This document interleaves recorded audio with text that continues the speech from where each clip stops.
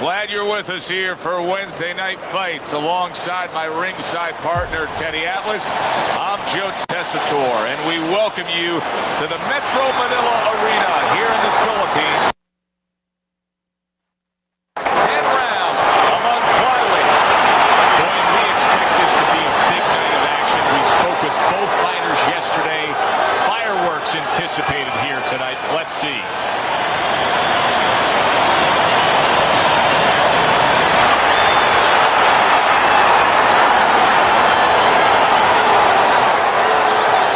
All right, gentlemen, protect yourselves at all times. Touch them up. Scheduled to go the full 10 if we get that far. Round 1 underway. It's such a key for any fighter, but as we know, in this case, it's his #1 asset. The executioner's jab typically carries the day. Well, you just said it right, Joe. It's a key. And, you know, you're always trying to get in that door. And that's the skeleton key to get in any door when you're in a ring. Mendez has got a way of just getting away from that punch. Get him!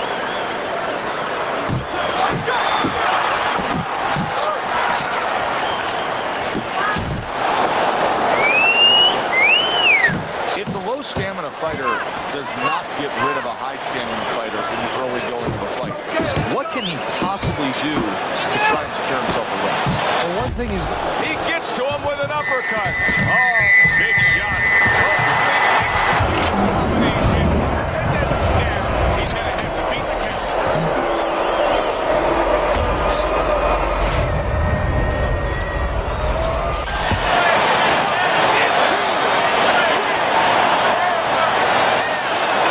And somehow, some way, he's going to continue on here.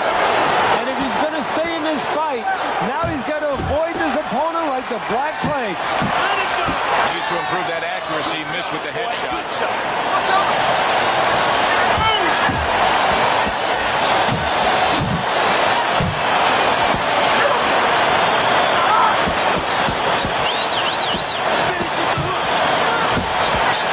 He tried to nab him up top, but was unable to connect.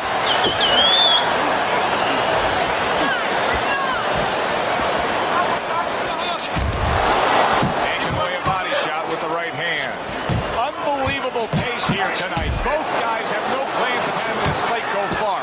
I'm sure the frame of reference for most is Hadler Hearns. Yeah, you wonder if it's going to live up to that. So far, so good. Just ate a big uppercut.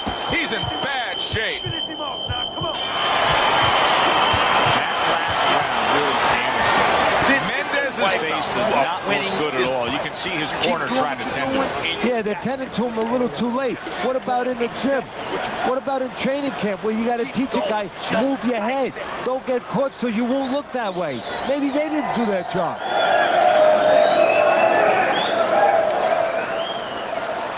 Come on, breathe deeply.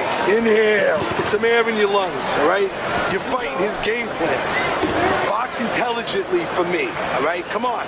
You're more intelligent than this. Let's go.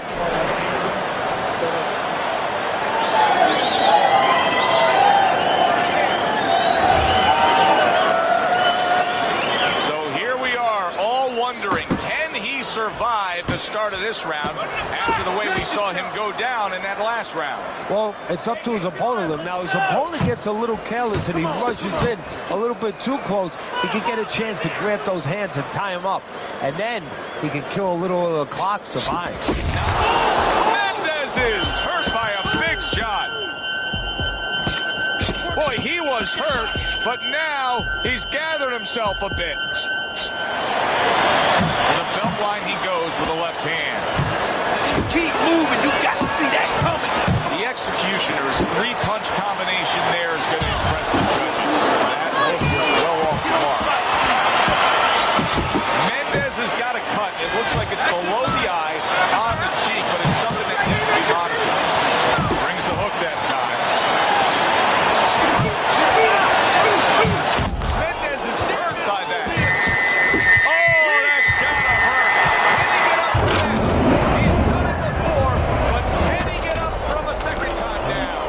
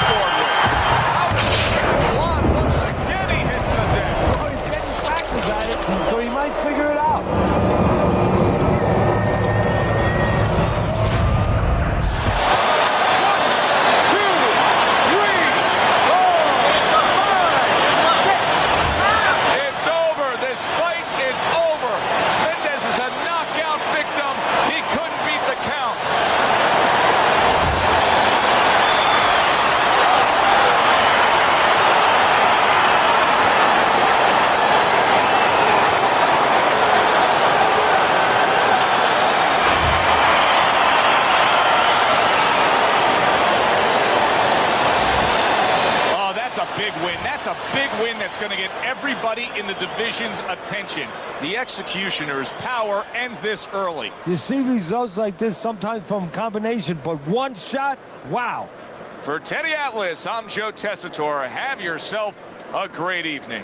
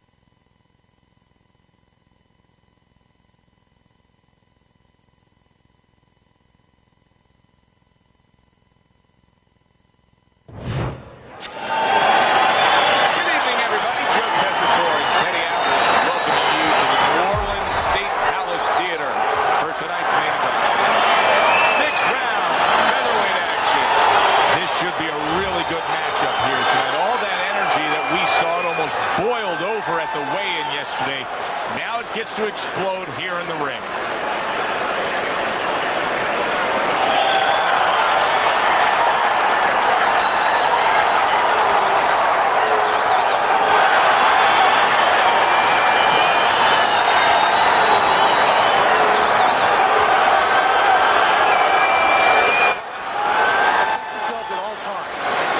Let's touch him up.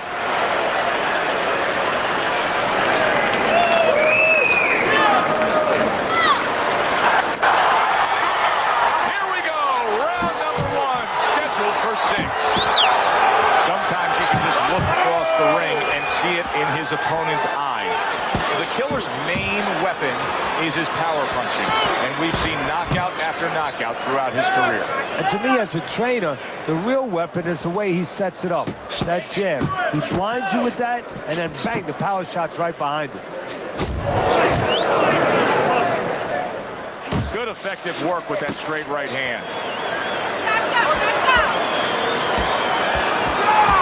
Many may believe that in a matchup like this, power puncher versus power puncher, that he who has more power wins. But in a way, is it as simple as saying he who has more fundamentals wins? Yes, absolutely. He who has a missile to get that bomb to the target, he's going to win.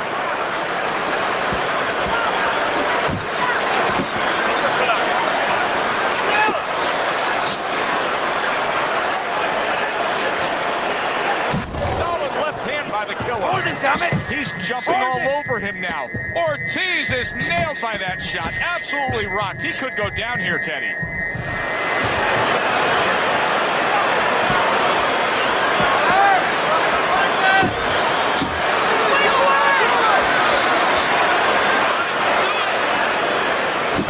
There's the old 1-2 coming after him.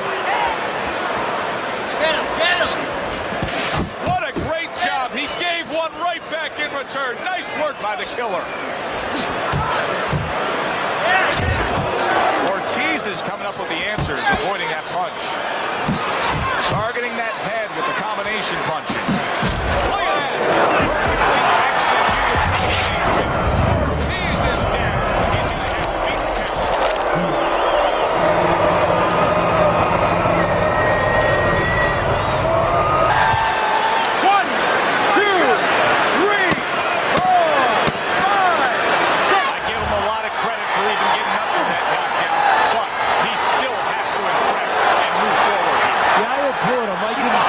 But I also recognize that he's in good shape. That's one of the reasons he got up.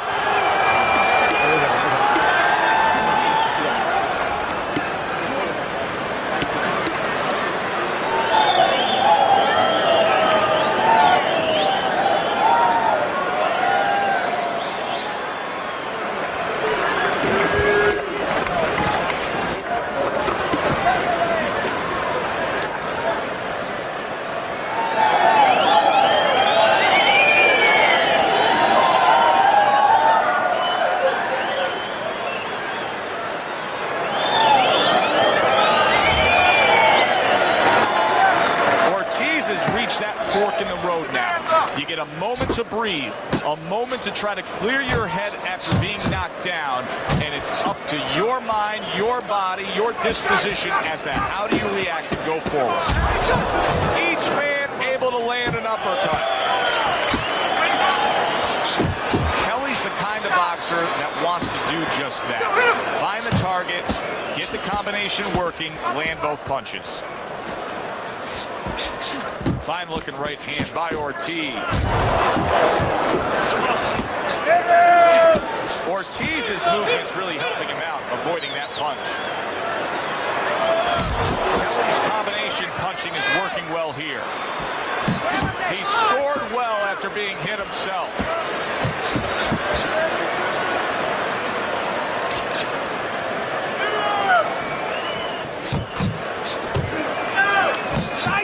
Kelly's putting forth a little boom, boom, boom, a three-punch combination scoring.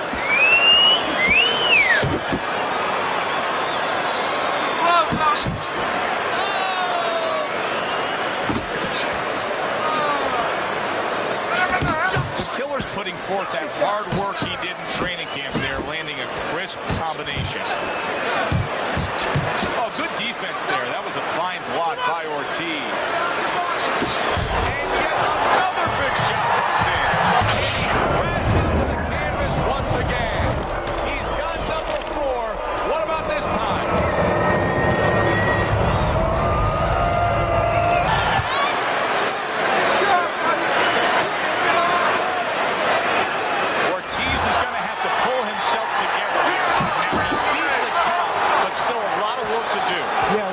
good because he doesn't have the benefit of his legs. Can't move around there wobbly right now. So what he's got to do is grab on a little bit and walk.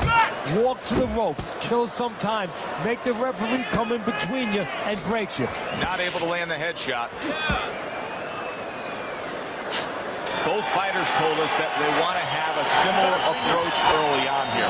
They want to show a lot of varied attacks. Well, that gives them a better opportunity to be effective throughout the night. You got to move out there. Move, move, move.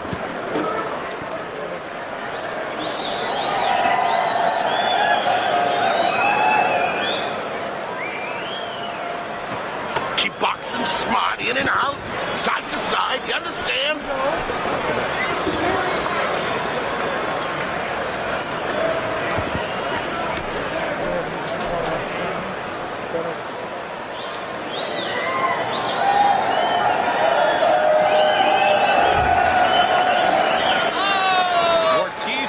Must really believe in their guy, Teddy, because they're sending him out for yet another round. He's just knocked down again.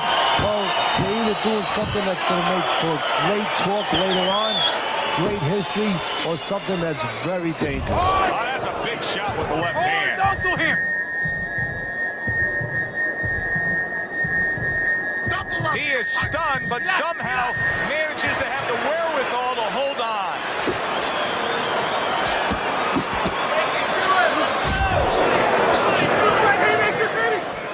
Teddy, what would you recommend based on what we're seeing here tonight? Well, 2 aspirin and then go, oh no, actually I would say a little counterpunching would be just what the doctor ordered. That's a better prescription. Side, move your head. Effective with that 1-2. Comes right back with some offense of his own.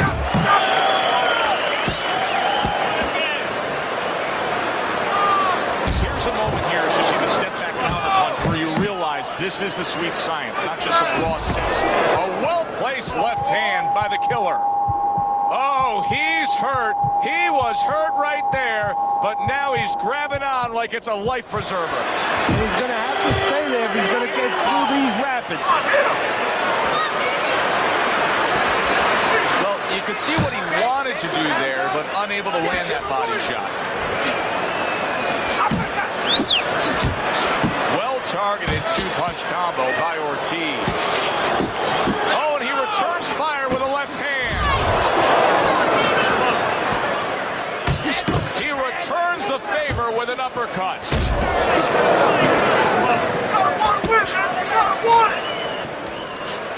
Last 10 seconds of round number 3.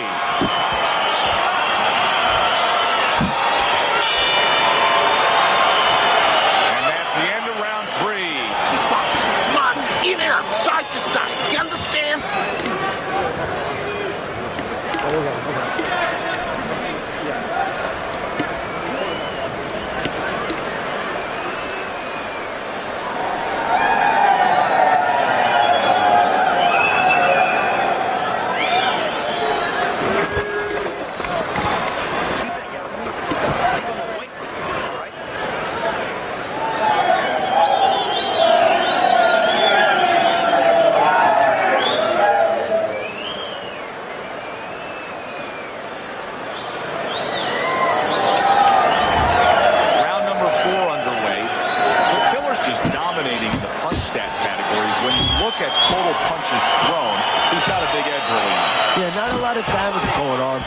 As you just said, one guy working, the other guy's not. Carries that punch away. Ortiz is doing exactly what he told us he would do. Now, he was stunned earlier in this fight, but he's sticking to that game plan. You know, I like that. You know, I want to see how a guy behaves under pressure. He hasn't panicked, you know. He still believes in his identity, believes in his talents, his abilities, and he's going to stay that way unless the guy convinces him later on. The killer's really impressing us here, defensively impressing us. I mean, it's so easy to say, wow, look at the punching, look at the power. But, Teddy, you got to appreciate what he's doing with defense. Yeah, well, that's one of the reasons why you can say that you appreciate, you know, the aggression or the power and all these things. He can afford to be aggressive because he doesn't get hit. Kelly's putting his punches together now. That's a nice combination. Not the most accurate accurate uppercut, you'll see.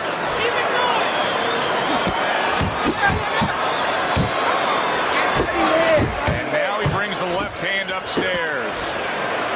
And you can see he wanted to do that as he holds on.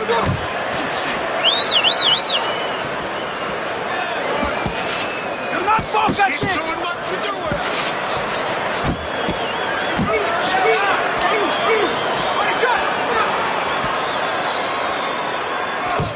Kelly's showing you that sublime skill right now with that two-punch combo.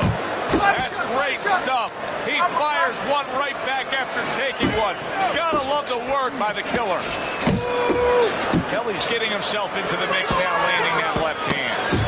Digs in with a good solid uppercut after taking a shot. Comes right back at him with a left hand. And we come to the end of the round. You got to pick it up. We've seen this all night long. Headshots coming in against him. Ortiz's defense is just not up to speed here.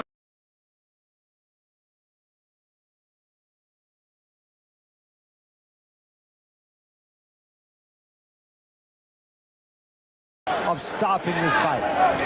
Keep boxing. You're doing great. You're making it hard for him to hit you.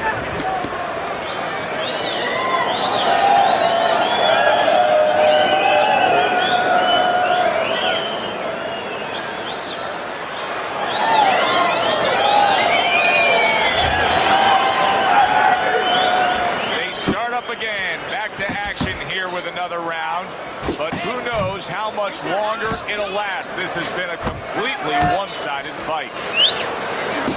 Kelly's so dangerous with that accuracy and two-punch combination landing. The killer's combination that was landed moments ago is one of those examples of what every trainer would really like to have, and that's a fighter with good hand speed. Yeah, and he's showing that right now. Now, the trainer in the other corner hopes he has a guy with good timing, because timing can negate speed.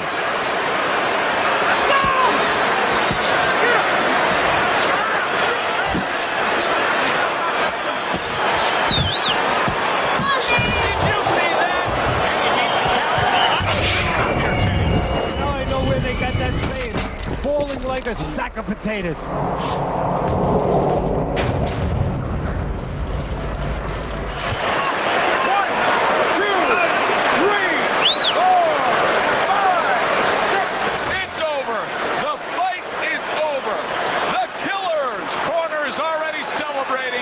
His opponent unable to beat the count.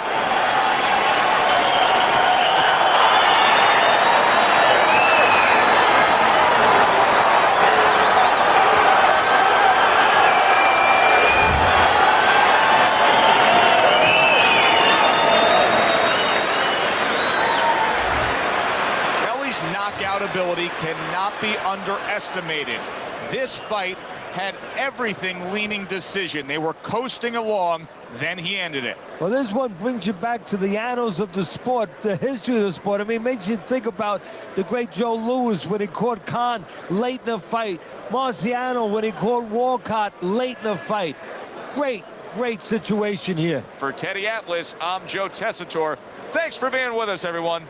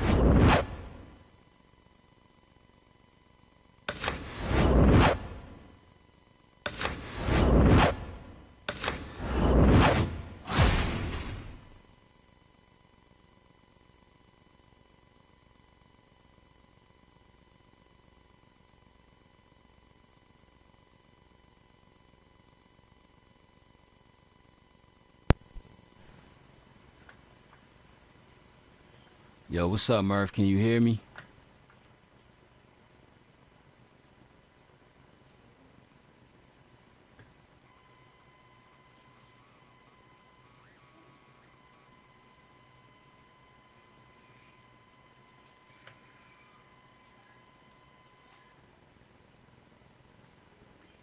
Man, how your day going, bro?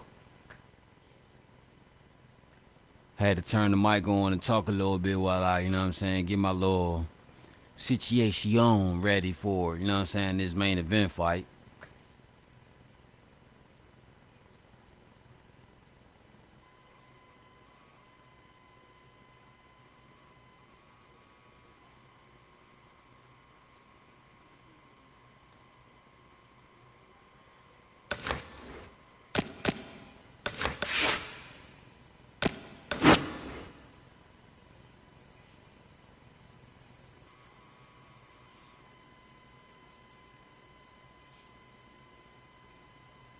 Man, hell yeah, it's hot as shit, bro. Let me tell you.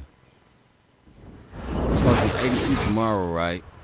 Granted, right? Hot as fuck. But, mind you, nigga, this that weather that's creeping up on everybody. Like, next week, everyone's gonna be back in hoodies and jackets and shit. You know what I'm saying? Cause like, alright, this is what I'm saying. A lot of people don't understand. One thing a lot of people don't understand about spring, right?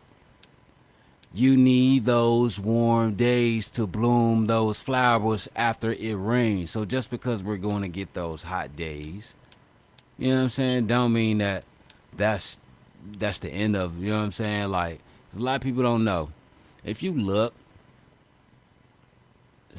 spring has always been like that. Not as hot, yes, but it's always been rainy and cold in the end of March, beginning of April, the mid of April it get hot, then a little bit of end of April, you know what I'm saying? You know what I'm saying? You gotta think, May flowers, you know what I'm saying? April showers bring May flowers, you know what I'm saying? Not saying that this is out of the ordinary, but you gotta think, it gotta get hot for these motherfuckers. You need that extra sunlight for these flowers and shit to bloom and shit.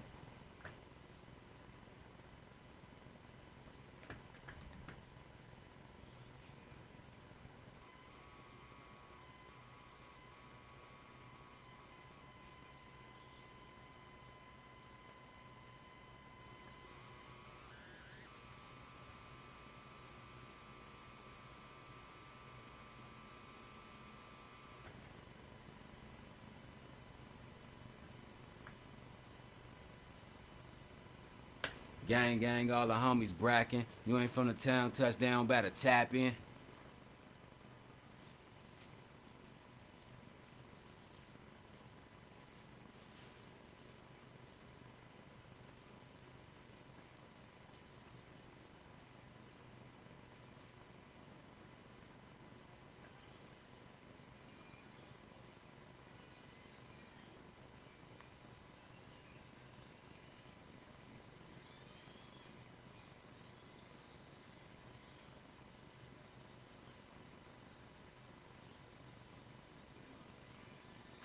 So what's up, Murphy Law?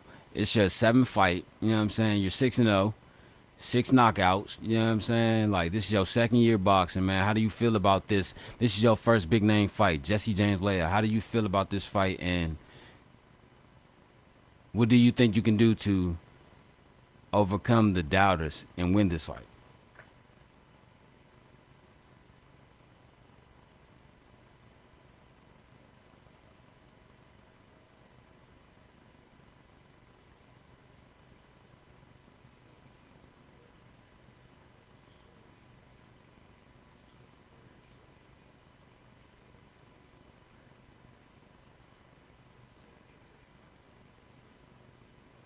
More big names.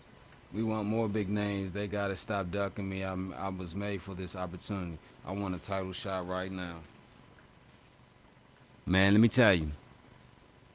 I believe they got you pegged as a club fighter, but let me tell you, a few more fights, you know what I'm saying? I believe that you can get you a title fight. You know what I'm saying? I understand you want more big name fights, you know what I'm saying? And you will get big name fights, you know what I'm saying? So, you know what I'm saying? I just ask that you be patient, because everyone loves to see the the pugilistic skills that you have in the ring. You know what I'm saying? That inside the squared, well, it's not the squared, well, inside the squared circle, you might as well call it. You know what I'm saying? But yeah, we waiting to see what you're gonna do tonight. This should be a great start for big name fights for you. You know what I'm saying? Murphy Law, like I said, his first big name fight. But if you go back and if you look at Dante Crawford and Billy Dibb, this fight, like Tony Atlas said and everybody else said, Sugar Ray and all these guys, they said this fight could be that type of fight. You know what I'm saying? This fight could be that fight. You know what I'm saying? But one thing about Dante Crawford and Murphy Law, they fight under the same stable, Crenshaw Boxing Promotions. You know what I'm saying? But even though Dante Crawford has been fighting longer, Murphy Law is the most skilled fighter as far as IQ wise. Dante Crawford, he's a smart fighter, but he just like to go out there and go at it. You know what I'm saying? But one thing he learned about that second fight between him and Billy Dibb is that he just can't go out there and go at it. You know what I'm saying? Look at how Murphy Law switched his style up. Look how Isaiah Kelly, you see, you look at Dante Crawford. The difference between this fight and his last fight. His last fight, he was just going at ooh. But now, I've been doing some reports or whatever and just been looking at these guys train or whatever. You know what I'm saying? Even Tavon Mason, which is Darnell Mason Jr.'s nephew. And speaking of Darnell Mason Jr., I know tomorrow you're gonna be at his first game tomorrow, Murphy Law, because that's your homeboy or whatever. You know what I'm saying? So I'm pretty sure you're gonna be at his first game tomorrow or whatever. But that's his nephew, like Tavon Mason. He fights under Crenshaw Boxing Promotions. His homeboy, Gio Stone, fights under Crenshaw Boxing Promotions. Chino Ramirez, Tito Lopez. Like, Crenshaw Boxing Promotions have a lot of fighters, and Darnell Mason Jr. helped bring these guys in. So it's like they're all family, but we're trying to see Murphy Law raise him a lightweight title and a middle and a welterweight title. You know what I'm saying? Wonder if he's trying to bump up the middleweight. We don't know or whatever, but I believe that he could be one of the greatest lightweights and middleweights that has ever fought. You know what I'm saying? And this is the saddening thing about this situation. We will never get to see Murphy Law and Tavon Mason fight each other because why? These guys do not fight their in-stable mates. They go out and snatch belts from other guys. I like that. You know what I'm saying? But yeah, so what's your prediction between the game tomorrow between your homeboy Darnell Mason Jr. and the Baltimore Ravens and the Browns? What's your prediction on the score tomorrow? Who you got winning the game, bro?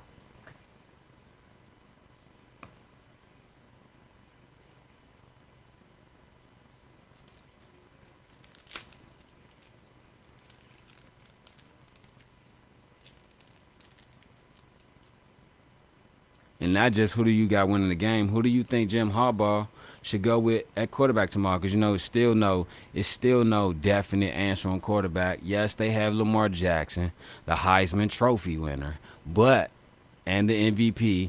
But, listen, Darnell Mason Jr. is also a Heisman Trophy winner, and he's also a 4-time national championship winner, a 2-time Davey O'Brien winner, and a 3-time Maxwell winner. You know what I'm saying? So, not comparing their greatness to each other, but I'm saying their greatness is similar.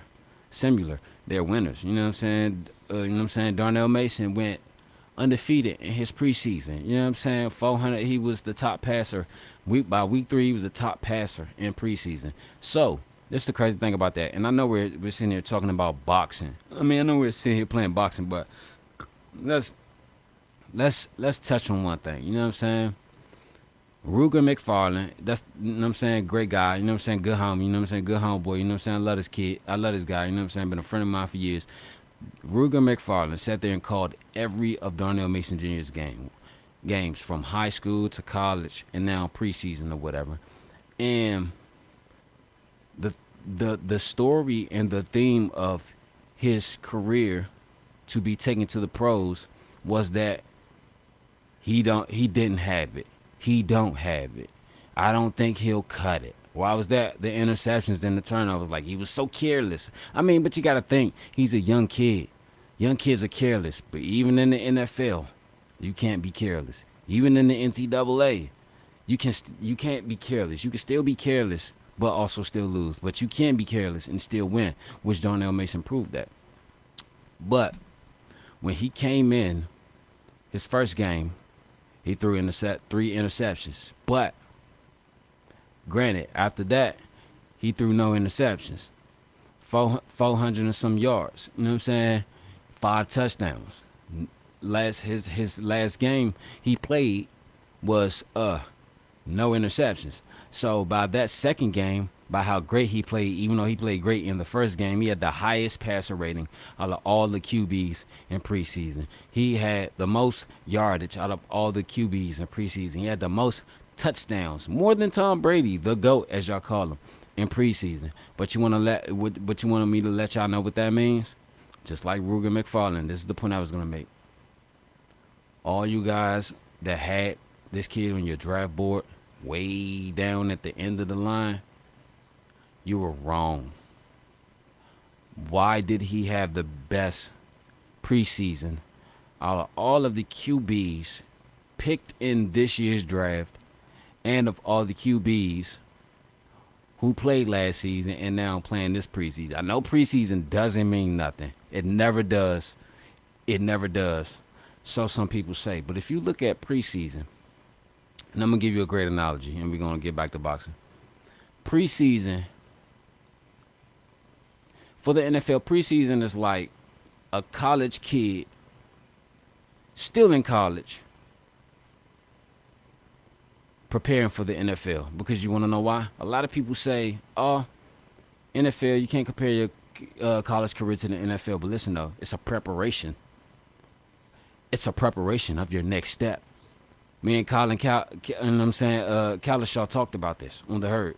It's a preparation for your next step. Even in college basketball, Division I, Division II, Division III, it's a preparation for the next step. Yes, LeBron, you could take him out the equation. Kevin Garnett, you could take him out the equation. Kendrick Perkins, Kobe Bryant. But these guys were already prepared for the next level. Not too many kids get a chance like that. Well, I was about to curse. So it's a preparation for the next level. And if you see this guy preparation skills as A1, if a guy has great preparation skills, then his succession skills are not that far behind to follow behind it. But that's all I'm going to say.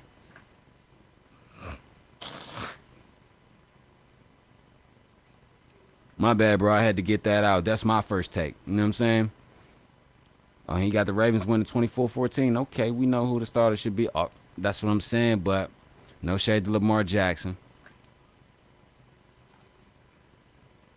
But, and I said I was going to get off football, get back on boxing.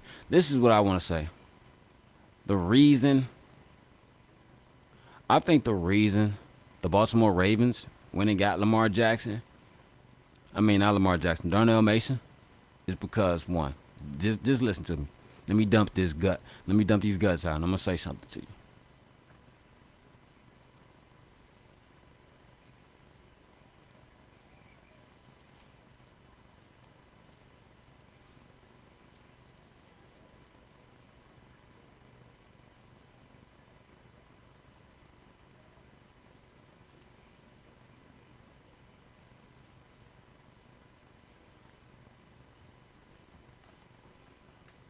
Okay.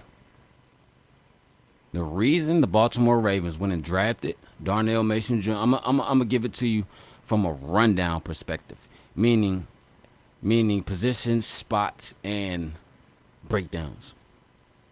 The reason the Baltimore Ravens went and chose the college quarterback from JMU, Darnell Mason Jr., the 4-time national championship winner, the 1-time Heisman, the Davey O'Brien winner, Maxwell recipient. You know what I'm saying? All these awards at six spot, at the 6th spot, late round.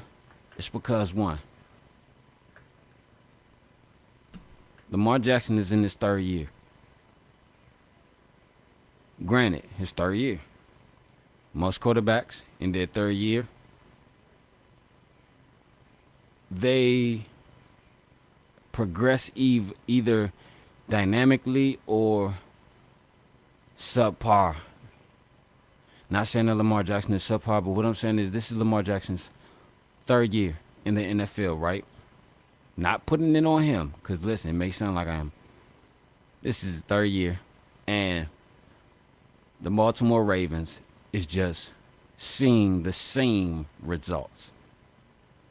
Nothing better than last year or the year before. Nothing better than the week or the week before, but the same results.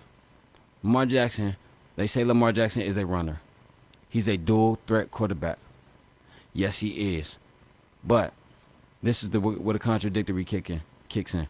How can he be a dual threat quarterback if the Baltimore Ravens organization says he cannot throw the ball? Hold up. Let me put some question marks down in the chat for that question.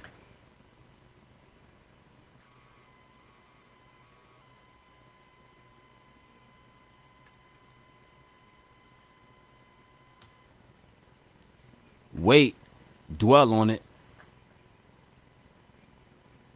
How can Lamar Jackson be a dual threat quarterback if the Baltimore Ravens organization, not saying Jim Harbaugh or none of these guys that he plays with, says that he can't throw the ball? But it's not just the Baltimore Ravens organization. You hear it on First Take. Skip and Shannon, Undisputed. Get Up, Colin Callagher, NFL Live. What else? Pardon the Interruption. Around the Horn. This Just In. Yeah, I love sports. How? Please answer me that.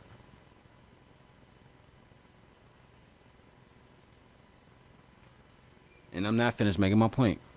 I'm just looking at my blunt. Hold on. Now, the question was, how can he be that?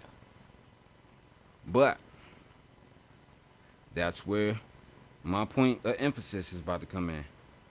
They see a kid in the draft. What's good, Salah? They see a kid in the draft, about 5'10", 5'11", 190, you know what I'm saying? Close by, you know what I'm saying? Close proximity. So if you drafted him, it's about a 45-minute ride to the station, to the stadium or whatever. So you can count on him being there and showing up. But they drafted this kid, and he's won four national championships. Heisman, Maxwell, David O'Brien, such and such, so on and so on.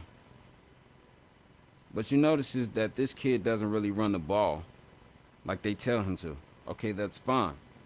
Because why he would rather sit there and throw it, but most of the time when he sits there to throw it, it's either picked off, intercepted, or touchdown. In that order. Picked off, incomplete, or touchdown in that order. How? But what they saw was, what Jim Harbaugh saw was progression and saw work ethic. And he saw a true quarterback that could be a dual threat.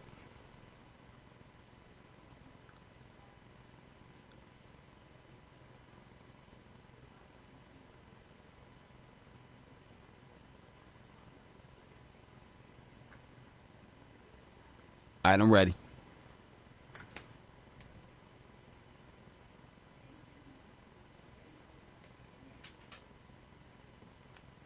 So he goes out and drafts this kid who they believe is a better passer than Lamar Jackson.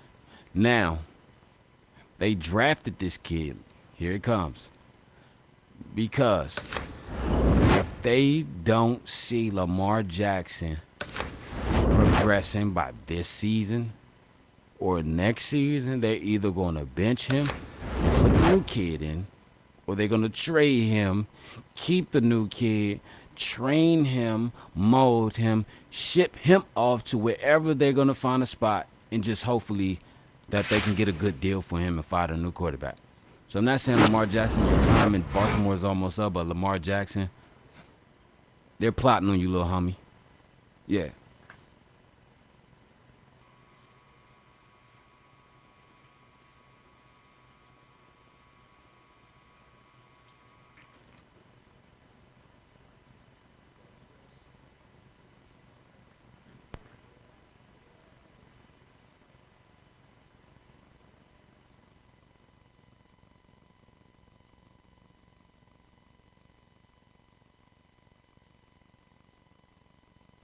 Good evening, everybody. Joe Tessitore alongside Teddy Atlas, and welcome to London, England. We're at the Royal London Theatre for a much-anticipated main event. 10 rounds of lightweight action. This should be a really good matchup here tonight. All that energy that we saw, it almost boiled over at the weigh-in yesterday. Now it gets to explode here in the ring.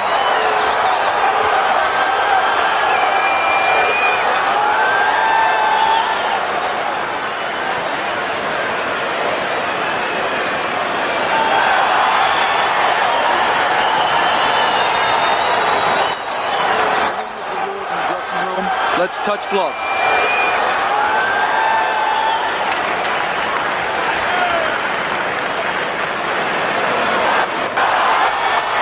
Little get to know you here in the opening round scheduled for 10.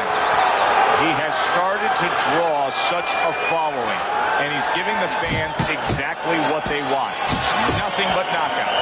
No, it's like watching one of those Jaw movies. He wants to eat you up. He wants to take you in one big bite. And now just wasting away some time with that clinch. Double jab there by Merciless.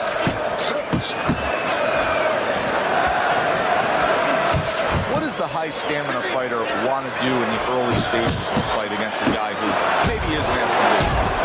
What he wants to do is make him work. Make him work when he's on the inside.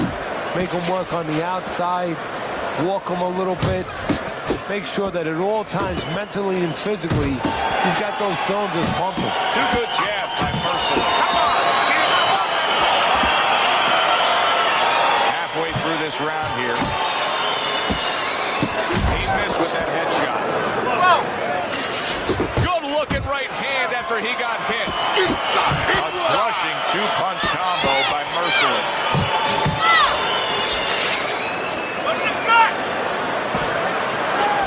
He gives as well as he takes. You saw it on that exchange. Leja's left working well that time. Phenomenal pace being set here. They are burning it up early on. Let's find out who's in better shape. We're going to see. Double jab by Merciless. That is a strong uppercut there.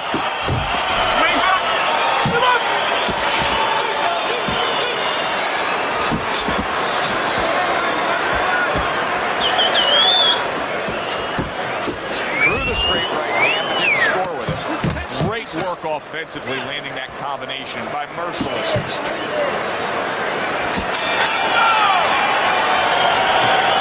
Oh, this is a wipeout. You're winning this fight. Just keep doing what you're doing, and you got this. Just keep doing what you're doing. Looking good, looking good. Keep your hands up.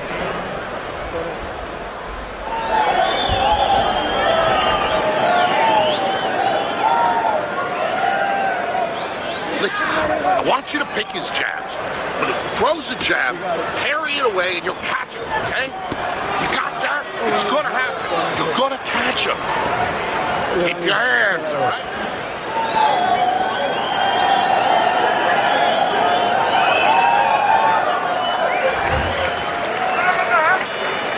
Here we go. Round 2 is underway. You see the accuracy now with that double jab up top. Up top with the quick hook. Now there's the jab.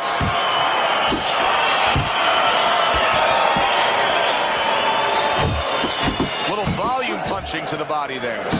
He comes with the straight right hand. Give me time. Good block there by Merciless.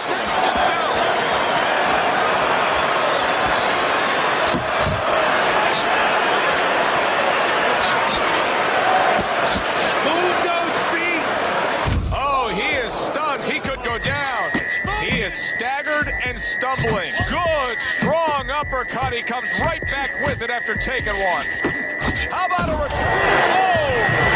He just went down. The infighter went out, and now he went down. Hey, it's okay to go out, but go out the side door.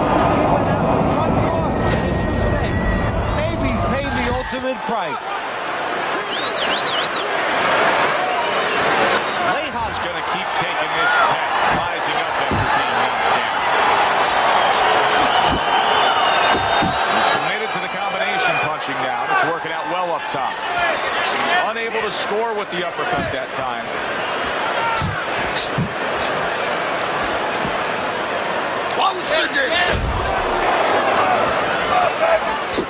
He committed to the jab, and then he brought home the bacon with the uppercut. Well done. Keep it going! Jesse Lehaw's damaged. Can you believe this? Oh, a big shot comes home for him. Oh, and he goes down again. The question is, can he rise up and continue on?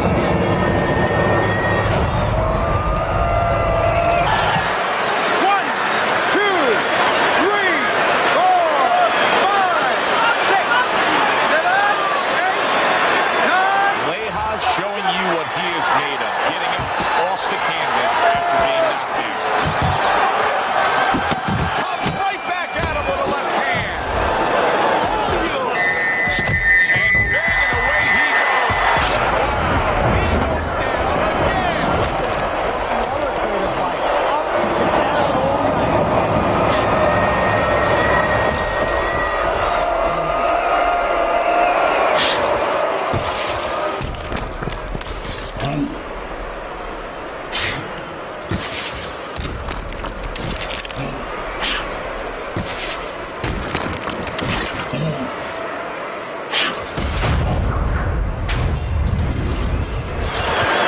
One, two, three, 4, 5.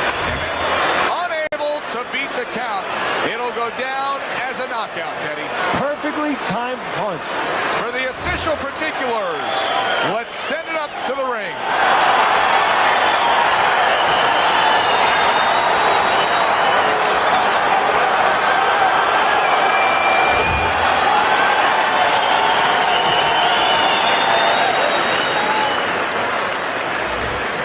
Teddy, there's a lot of explaining to do here, but help me with this. Was this early knockout on a left field a product of one guy being prepared and the other guy just not ready for it? Now, obviously, he wasn't ready, wasn't prepared in the gym, but I think he came out cold from the locker room, never knew what hit him. Alongside Teddy Atlas, I'm Joe Tessitore. Thanks for being with us. We'll see you next time ringside.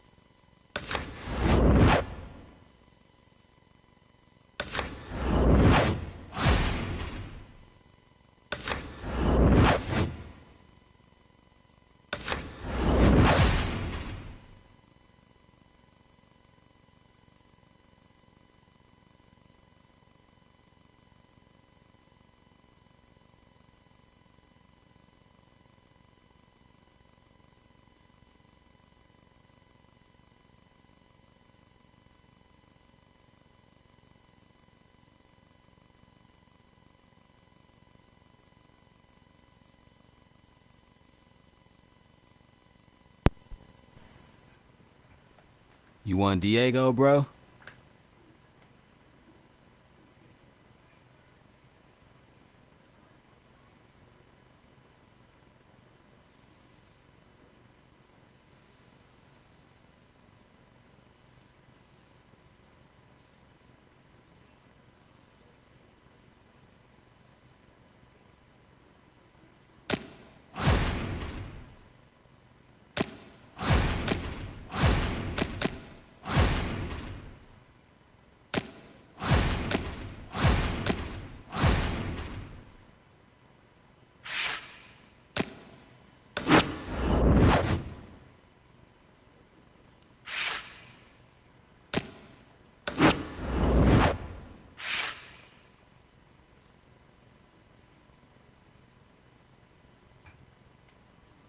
All right, so that's your next fight.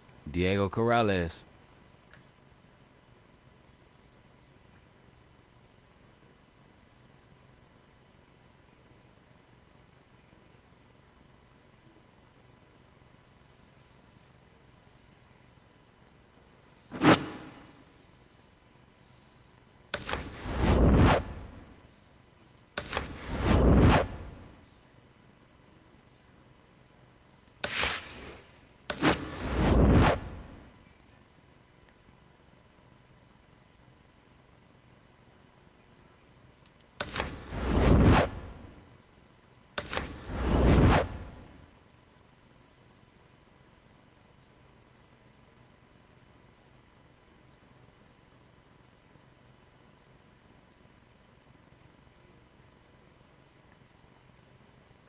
It's all good. We got this.